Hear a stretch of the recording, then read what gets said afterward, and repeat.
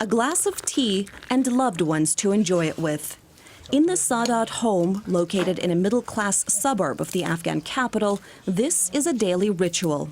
Here, early evenings are reserved for family. It's a time to relax and catch up with each other's busy lives.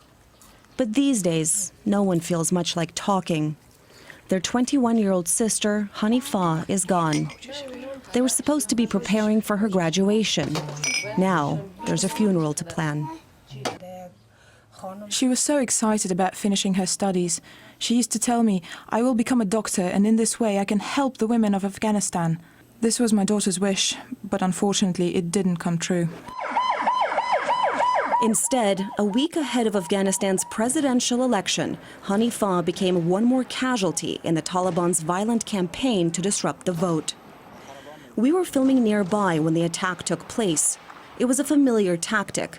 A suicide blast cleared the way. Gunmen stormed in, fighting to the death. The insurgents thought they were targeting a daycare center full of Western families. They got the wrong house.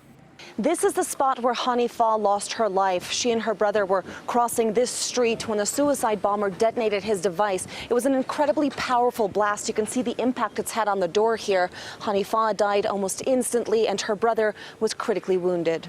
The news said that an Afghan child was killed, but it was Hanifa. She was small. She looked much younger than her age, but I can tell you she was a guide for our family, an inspiration.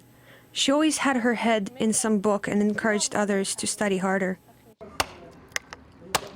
We located the family just a few days after the attack. They agreed to be filmed despite the potentially deadly risk of being exposed to insurgents. With memories of Hanifa all around, grief is still too raw for Miriam. She shows me her sister's possessions, the most prized of which was her voter registration card. Hanifa was too young to participate in the last election, but was determined to make her mark this year. Was this important to her? Bad. Yes, very important. Not because of any candidate, but because she wanted to make it easier for other women to vote. Hanifa was a volunteer with Afghanistan's Independent Election Commission. She was killed while being escorted home by her brother. He still doesn't know about his sister's fate. My son was very badly hurt, but when he's awake, he only asks about his sister. We told him she was injured, but fine. I just can't bring myself to tell him the truth. We would get upset each time there was news of an attack. I've cried many times about these incidents, but the way I cry for my own sister, it's so different.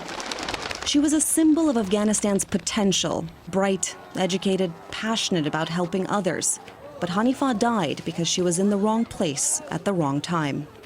I was always afraid of the suicide attacks and tried to keep the children home, but Hanifa convinced me otherwise. She used to say to me, "You can't let the fear of death keep you from working for the welfare of others." Kafanov, RT, Kabul.